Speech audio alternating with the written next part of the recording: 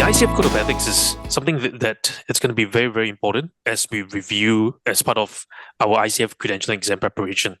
The Code of Ethics has different parts and different standards, so it's good to kind of read through and understand. So I'm going to give you a brief overview and highlight certain parts that's going to be important for you to just take note of, because this is going to help you to prepare for your exam. Okay, and following from that, you're free to watch the ICF YouTube videos on the Code of Ethics. I will also be developing some videos to provide more analysis and more explanation. But as of now, the important thing is you can just read the PDF version or the entire document here on the ICF website. So there are five main parts here: the introduction of the ethics, the key definitions, the core values, ethical practice, ethical standards, and the pledge. I'm going to highlight what's most important for us now and in preparation for the exam. Okay, so in the introduction process, just lays the overview of the ethics. Why is ethics important, and what does it entail, and what are things you should consider? So here, one thing we consider is a few keywords here. It sets standards of conduct consistent with the ICF core values and ethical principles. So these are two things that we need to be mindful of: what are the ICF core values and the ethical practice or principles, and also guiding ethical reflection, education, decision making. This is important because during your scenario-based questions, you will be asked to make decisions based on what's the worst or what's the best action. So this will kind of guide our decision-making process when selecting the best or the worst option. The next one is adjudicating and preserving ICF coaching standards through the ICF Ethical Conduct Review, and also providing the basis of ICF ethics training in the ICF accredited programs. Okay, so in all the trainings, we will always have a segment where we talk a little bit about ethics. We go through a little bit more detail, reflect on the ethics process. So for ICF as well, there is a element known as the Ethical Conduct Review, which is this part here. This is where if there's any ethical inquiry about any individual, any school, about the way they conduct themselves, that's where ICF will take a look into it. Okay, so you can lodge a complaint there. Also, the key thing about the ICF Code of Ethics is about how ICF professionals ought to conduct themselves in any kind of coaching-related interaction. So this is the key. You would see in the scenarios some relationships that may be described in the scenario.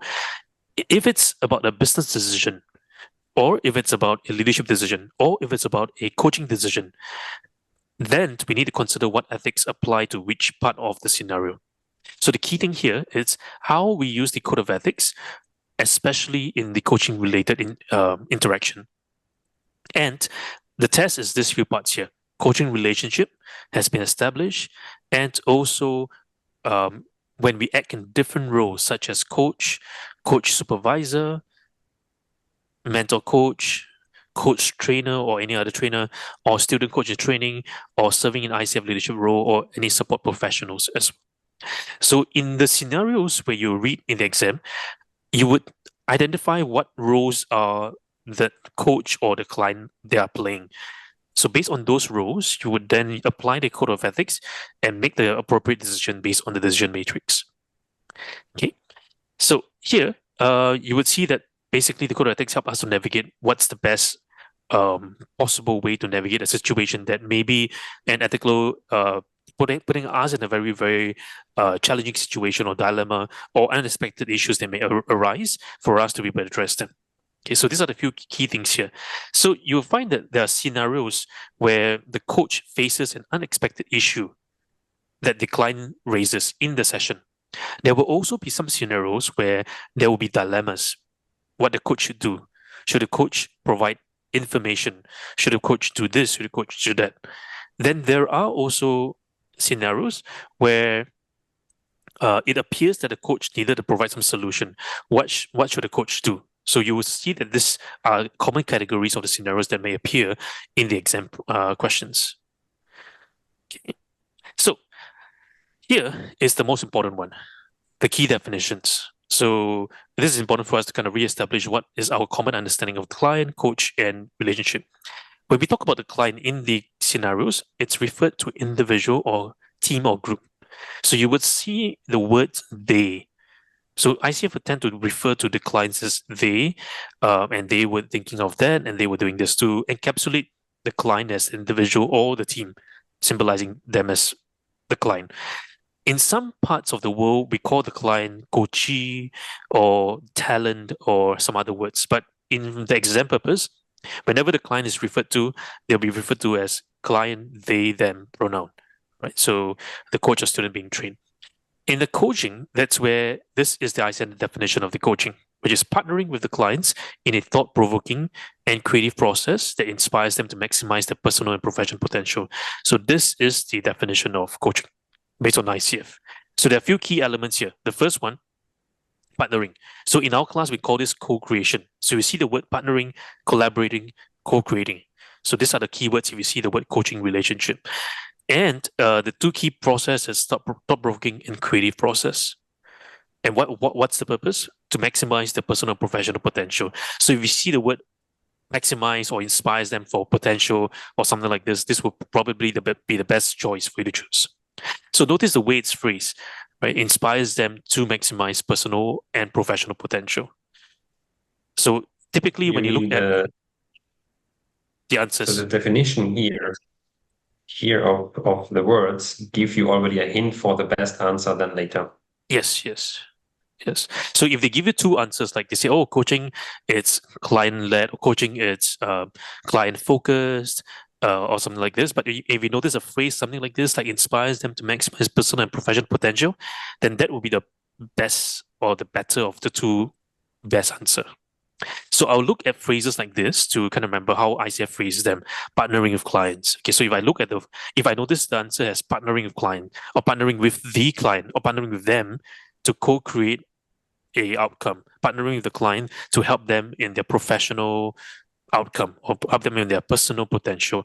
If you see such words and phrase, this will probably be the best choice for you.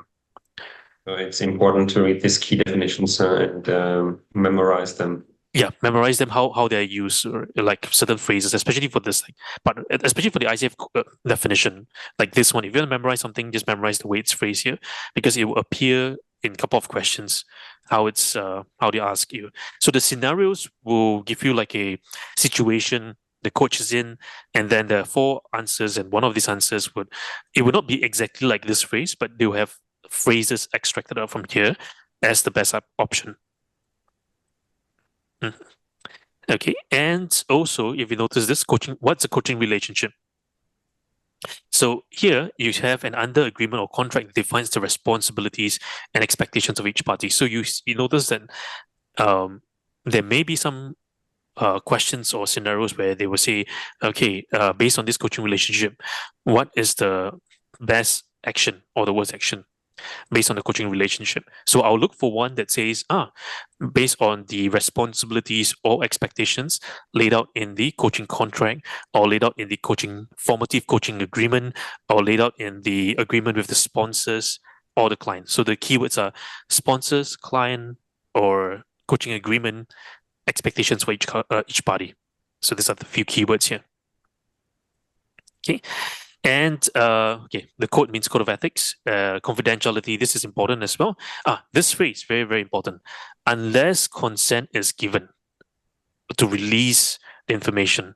Otherwise, for all coaching engagement, we always ask for consent.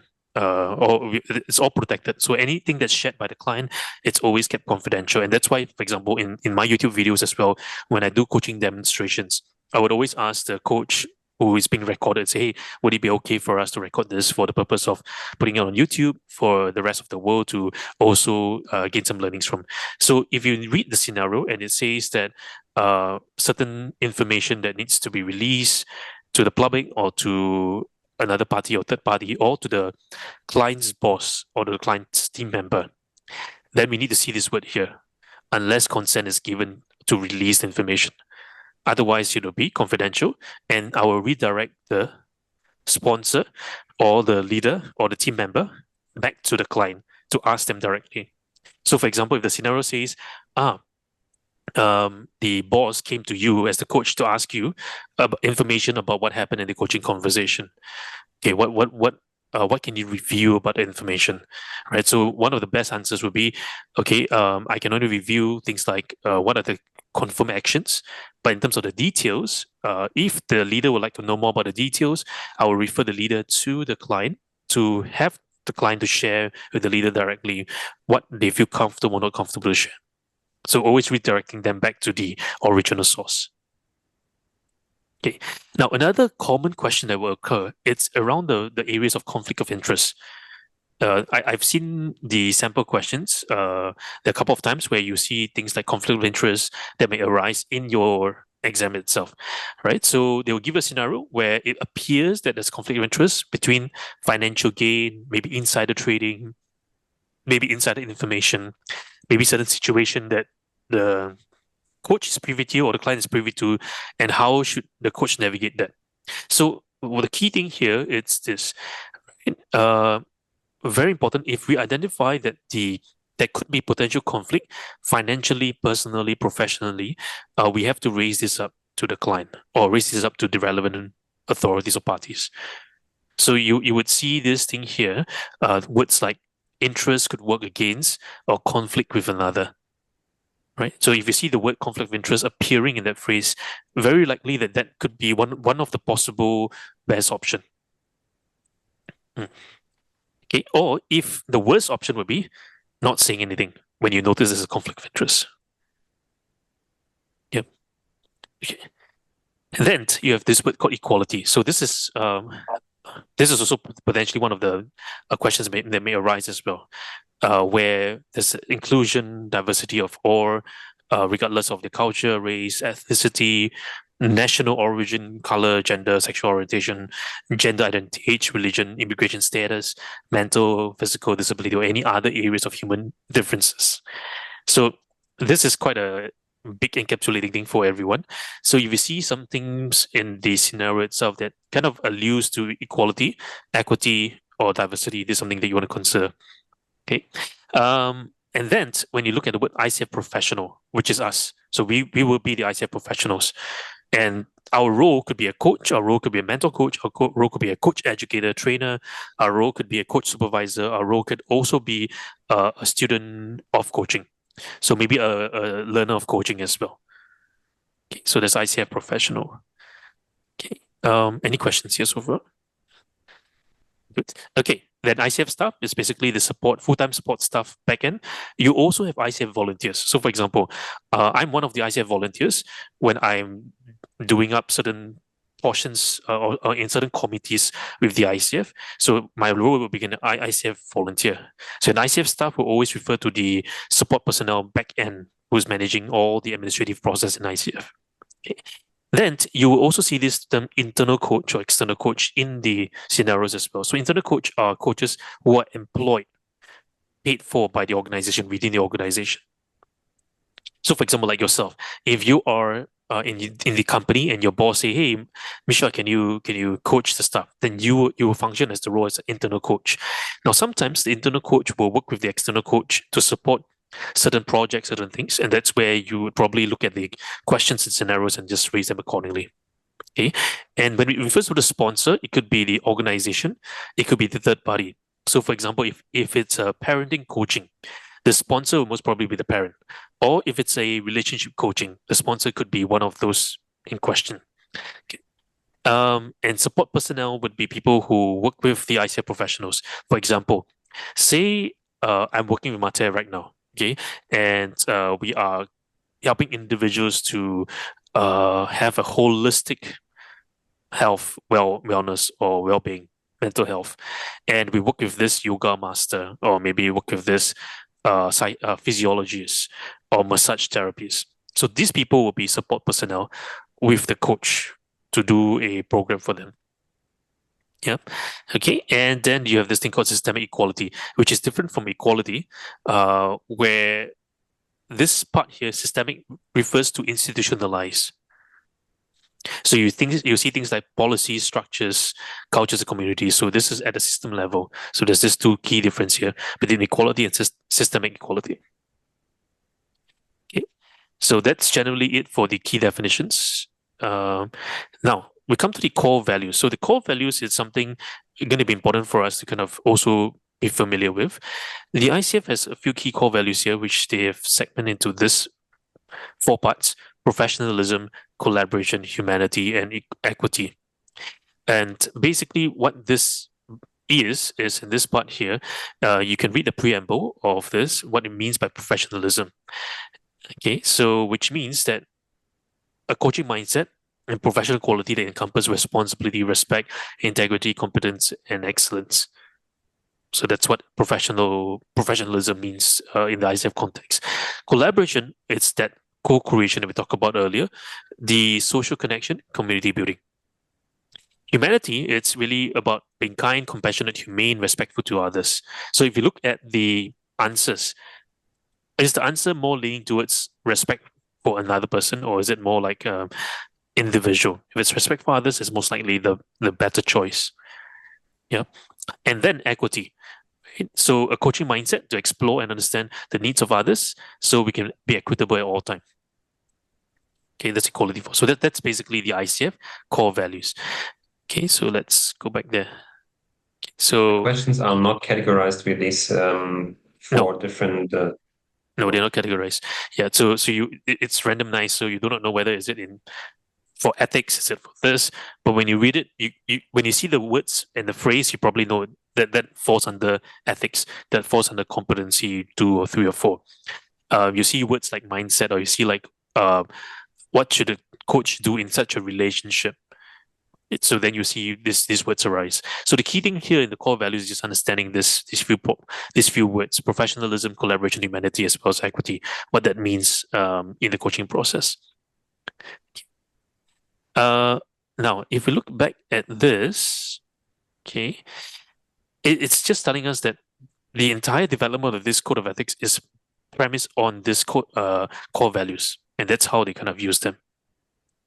Now, the key thing here is now the ethical standards, which is going to be the important process to understand, because a lot of the questions may come from this context, understanding the responsibility to the client's responsibility to the coaching profession.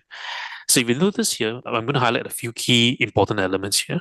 Okay, so the first one, this part here, explain and ensure that prior to all or at the initial meeting, the coaching clients or coachee or sponsors understand the nature and the potential value of coaching and the nature and limits of confidentiality. So notice here, it's not that we keep confidential of everything. If there are certain issues that maybe violates the law or maybe violates certain organizational regulation, that there is a limit of the confidentiality. What do I mean by confidentiality? So some coaches think that, oh, if I'm confidential means I don't share a single thing. No, there is a legal, there is an organization, there's a contractual confidentiality, and there is also a personal confidentiality. So this is something when we read at the scenario, we have to be careful in terms of what is asking for us, the limits of the confidentiality, and also the financial arrangements and any other terms of the coaching engagement. For example, there could be cases where if I coach the client successfully, I will be awarded shares to the company if the client is successful. So should a coach take up such a contract? Yeah, so this is something to think about, right? If a coach, the coach or the company engages this coach and tells the coach that, okay, I'll only pay you, I'll pay you a regular fee, but on top of that, I'll give you shares to the company if the client has successfully produced X number of performance or results as a result of your coaching. Now, this is something also to think about whether that is worth or that's something that as a coach you would undertake. Because now there's a financial incentive. So am I now coaching the client to his potential, or am I coaching for my own gain? Right. So this will be a tricky portion. It's a conflict. Yeah, it's quite a strong conflict because I may be helping the person because at the end I'm gaining something. Yeah. So it's a bit hard to say whether do I accept such a client or not accept such a client. But strictly speaking, then I would say, okay, to avoid any form of misrepresentative expectations, I would often not tie the results of the coaching to like any shares or any other thing, because that would not be a very, very good way of measuring. Unless the client says, okay, at the start of the engagement, okay, I'm going to give you, as part of our contract, I'm going to pay you 10 shares of the company. So which means the result is not tagged to the performance of the coaching. Then that's possible. Yeah. Okay, so this there will definitely be a question around this area here about the limits of confidentiality and financial arrangements in one of the scenarios. Okay, and the next one, create an agreement or contract regarding the roles, responsibilities. So there will be also a question around roles and responsibilities. What is the role of the client? What's the role of the coach? What's the role of the sponsor? Then also maintain the strictest level of confidentiality with all parties as agreed upon. I'm aware of, agree to comply with all applicable laws pertaining to personal data and communications. So you will see them saying something like, okay, a record of the coach or the client's data. You know, if after the coaching engagement has been finished, concluded, what should we do with the records of our notes or our client's data? What should we do with that? So this is something to think about in terms of the potential ethical dilemmas. Okay. Now, also having a clear understanding of how information is exchanged among all parties during the coaching interactions. And also having clear understanding of with both clients and sponsors or interested parties about the conditions under which information will not be kept confidential. So this is the part where it's very, very important. So a lot of coaches think that confidential means I don't share anything. No, there is the limit of confidentiality. So things like illegal activity, if required by law, pursuant to valid court order, subpoenas, imminent or risk to danger to self or others. So if the scenario shares that this person, it's suicidal, or this person is having something, trying to attack you or attack themselves, right? What would you do? Okay, so there is that limit of confidentiality.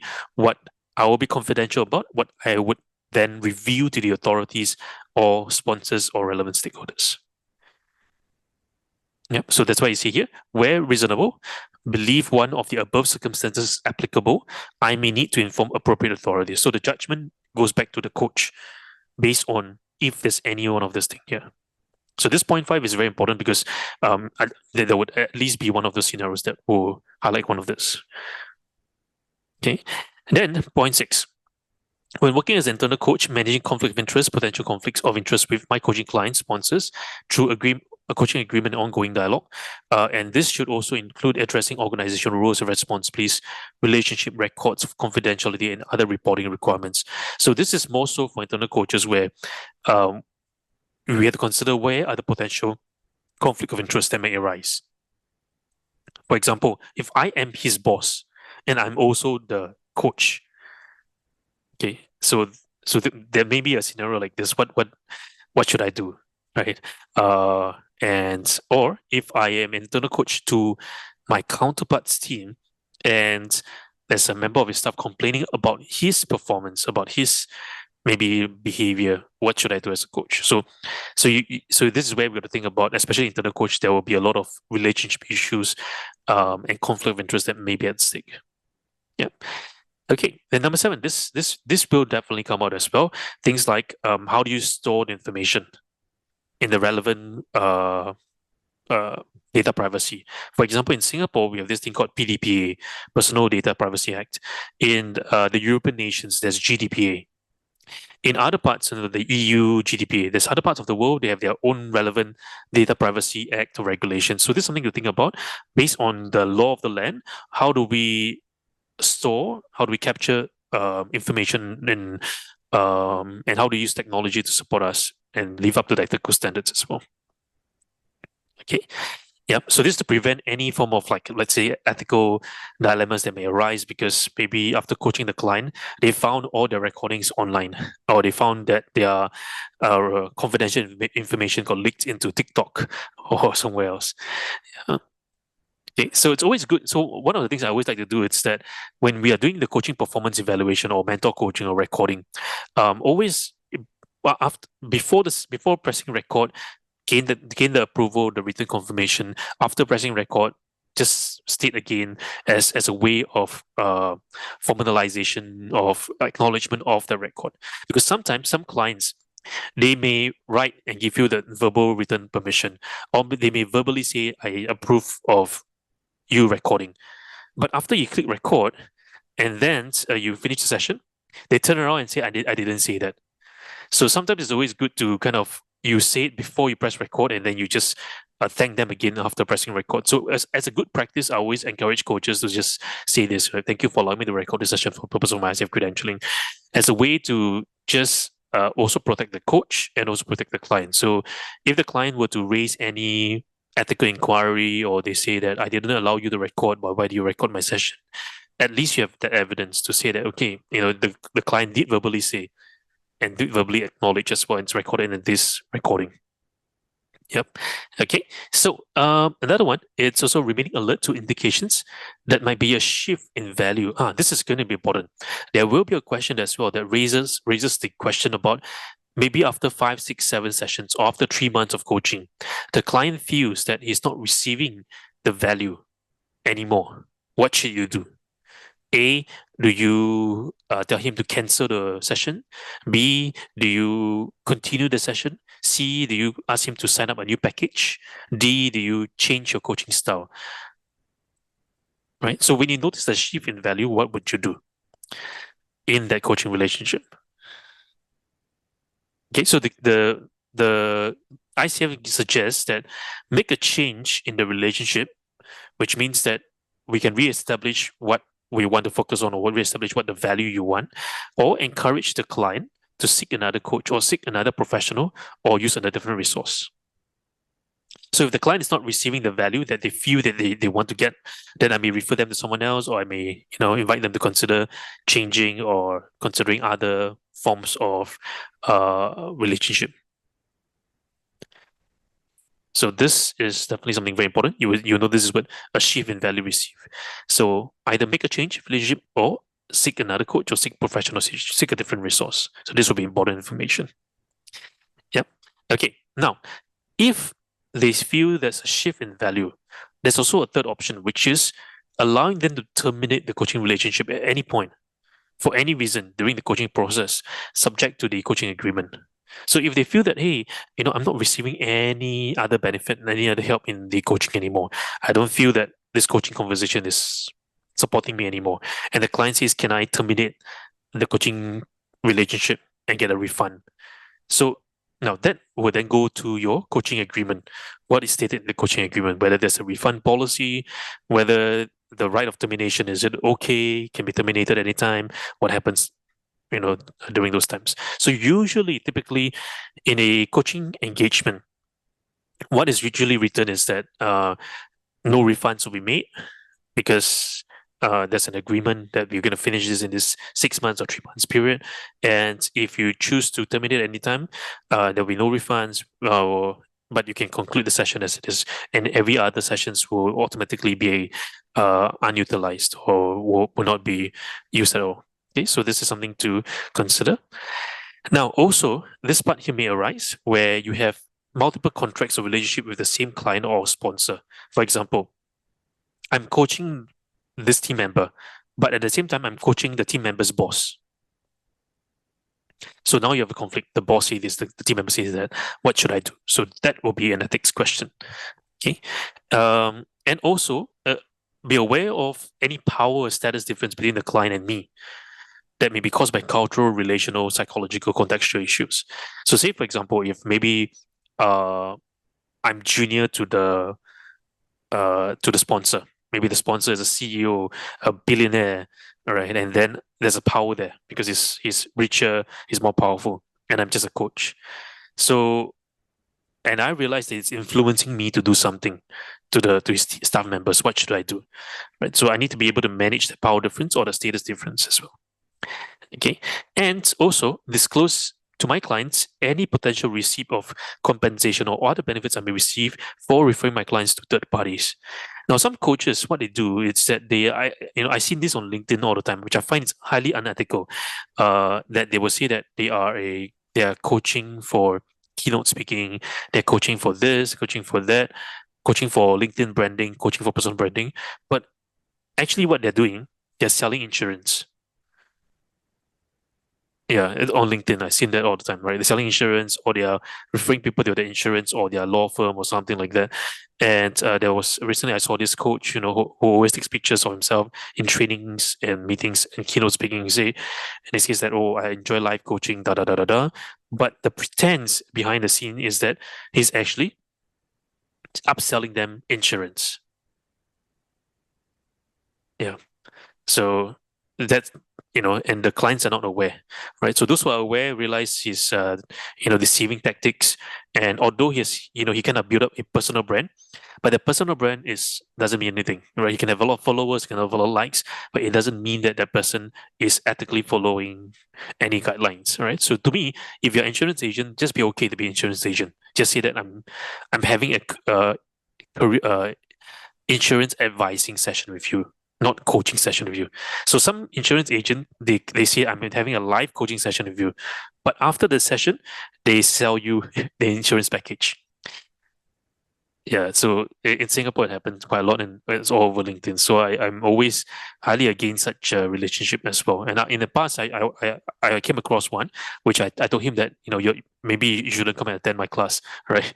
Uh, and then he went to another coaching school and then attended their class. And then online, he's just promoting all his live coaching, but actually he's selling people insurance, right? And then That's ridiculous. yeah, very ridiculous. And then he's promoting that his MDRT and all these things. And I find that it's very, very it's not healthy and also not ethical as well. Yeah. There's also other schools as well. Like sometimes I will also be careful of calling myself, let's say, the grandmother of coaching, or the grandfather of coaching, or the father of coaching. So sometimes some people use such terms over themselves, like the founder of coaching. We have to be kind of careful as well. Or if I say that I'm the world number one coach, or I'm the world number two, number three leadership coach, whenever we use such terms, there is a ethical question as well. Like, did I pay people to vote me to be number one? So there's a lot of those people say, oh, I'm a top 30 coach based on this thing. I'm a thinkers this, I'm that. So many of these platforms, they are based on the majority votes. But there are coaches, right, who are very, very highly effective, very, creating transformation work, but nobody knows them. So to me, in the world of coaching, it's really depending on one how we build up our ethical practice, and then again, be very careful of how we engage clients because it's a reflection of own values as well.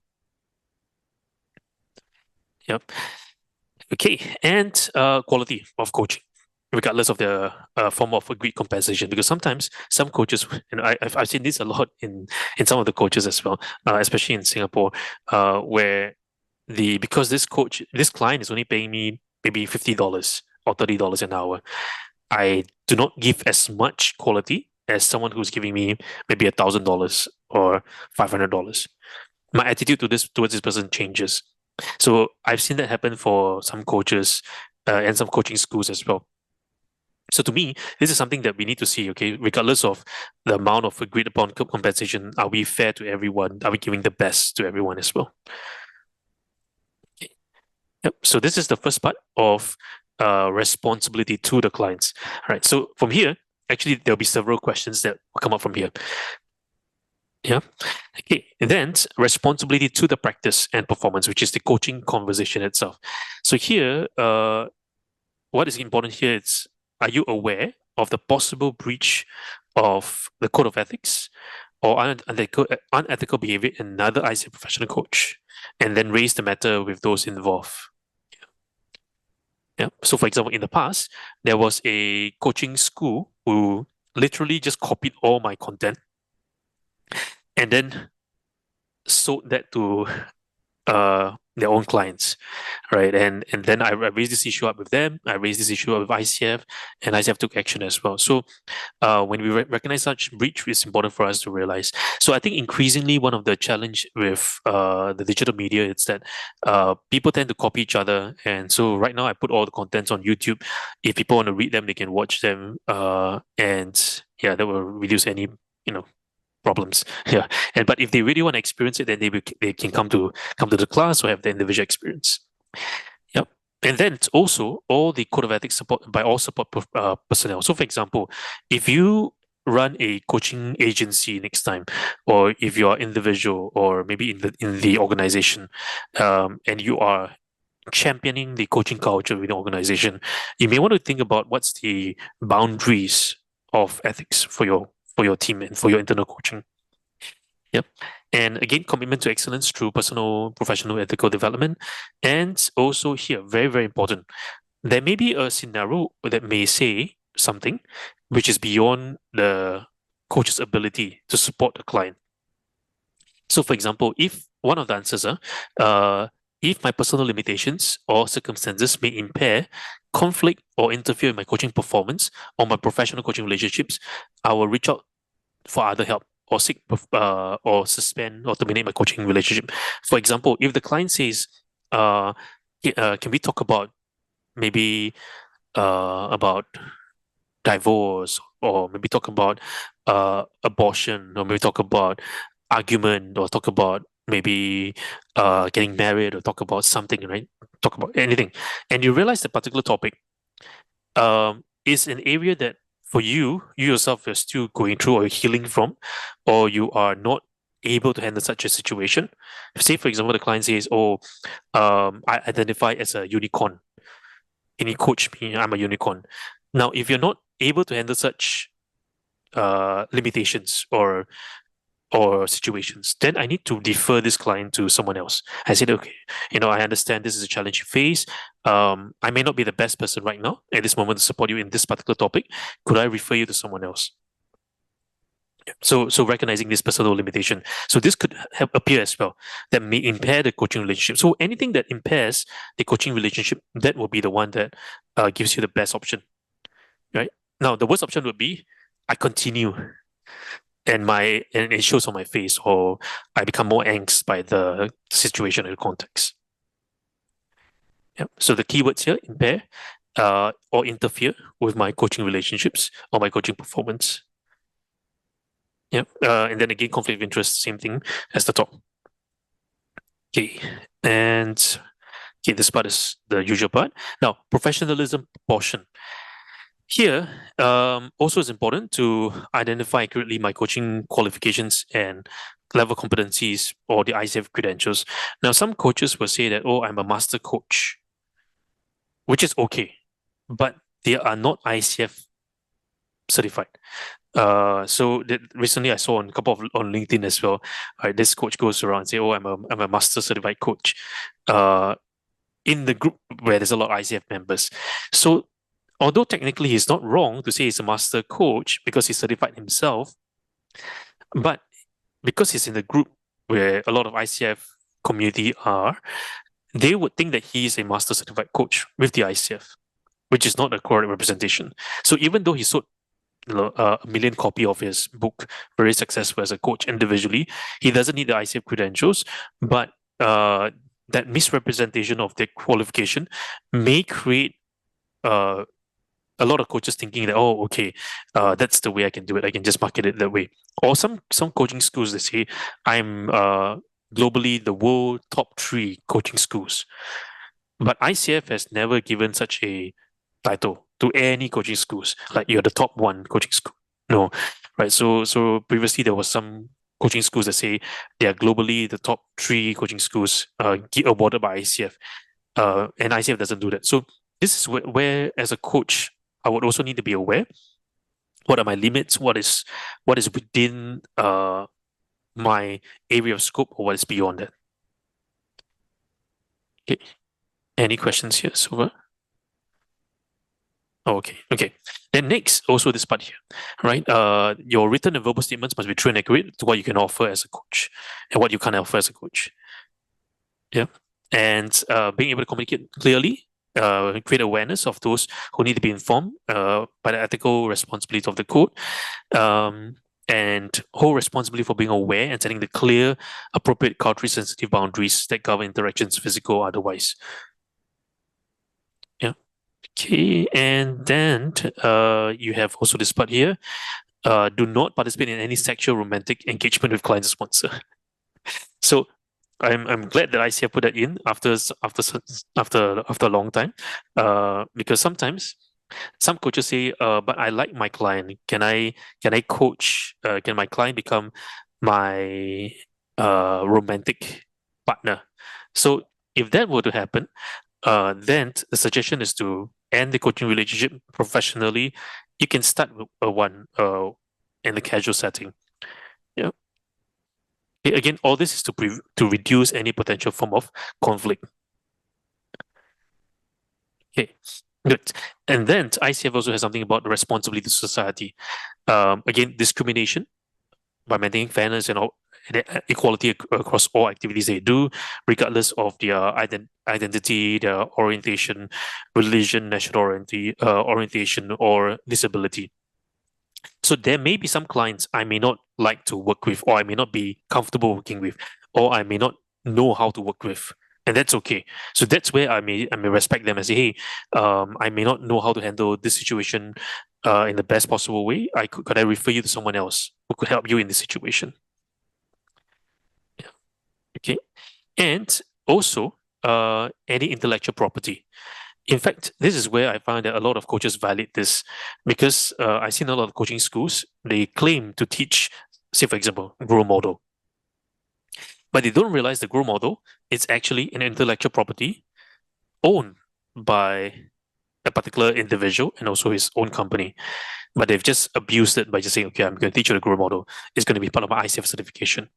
But they do not actually attribute that to the correct owners of the intellectual property. So as a coach, if I say that I'm going to coach you using the Grow model or any particular model, Oscar model, any model, I have to make sure I've got a written, I've licensed that model, I've gotten permission by the individual to be able to do it. In Singapore, I've seen many coaching schools just teaching it without gaining the approval or without applying for license to be able to conduct them. So this is something for us to think about as well, whether our ownership is with us or with others. Yeah, I've seen people taking like my materials and then teaching it to others as well. But to me, that's okay. If they want to attribute that, that's fine. If they don't want to attribute, that's also okay, right? But again, who would know this? Again, it goes back to the your upholding of ethics as well. Okay. Also, honors with work within recognized scientific standards, applicable subject guidelines, boundaries with competence where conducting reporting or research. So this is important, especially when there's certain elements where you need to kind of measure. So some coaches, they may be involved in universities or research institutions, but they may limit their research to a certain segment as per guidelines. So this is where we need to be careful about what we can do or what are the guidelines or the boundary of competence that we can demonstrate. Okay. Also, here, one of the philosophy that ICF encourages is to adopt doing good versus avoiding bad. Yeah. So doing good for the society rather than avoiding bad things for the society. Okay, and finally, they have the pledge. This is the same pledge that you will click during application process, and then here you have all the translations that you can read them. Okay. Now, there is also the insights and considerations. So this is where I will also encourage to kind of read through the insights and considerations of the Code of Ethics. So this is where ICF and the team, the ethics team, actually kind of break down each one of these ethical standards to provide more critical thinking and understanding of this. So they have listed down 28 standards here, which I'll encourage to kind of go through. So what they do here is that for each one of these segments, they provide more details. All right. So if you go into each one of them, they provide more details about what it means, what best practices means. So I think the key thing here, I like to highlight is areas such as this. Okay. So for example, if I read here, confidentiality. So here, ICF provides you some additional insights. What does this mean? So the rules apply to any situation in which ICF professional interacts with clients and sponsors. Confidentiality is not limited to client, but extends to all parties. And then they provide a whole list of guidelines here. such as the EU's GDPR regulations and other regulations as well. So this document here, I would encourage to read through because there's a whole length of things. I'm creating a video on each one of them. But it's going to be very long to go through here today. But I'll encourage you to just read through this in your own time. So this is basically an expounding of the ICF Code of Ethics earlier. So if you see 28 standards here, and if you go to the ICF Code of Ethics, okay, so from point 1 all the way to 28, this one. So that's the explanation for point 1 to point 8 all the way through. So point 8, yeah, this is good and bad. You can read what are their insights and considerations for each one of them. Okay, what is avoiding bad? That also helps to give the correct answer. Yes. Okay. So that would be important, right? So like what we just did earlier, I went through briefly about each one of these points, and then to read a little bit more about how ICF and the team behind ICF or the ethics team behind ICF, their discussions and the insights. You might want to read this one to go a little bit deeper because they have more detailed explanation for each one of them. Yeah, I think it's a very, very good document to kind of read through. And then this will give you a good framing when you read the questions and scenarios and the corresponding answers.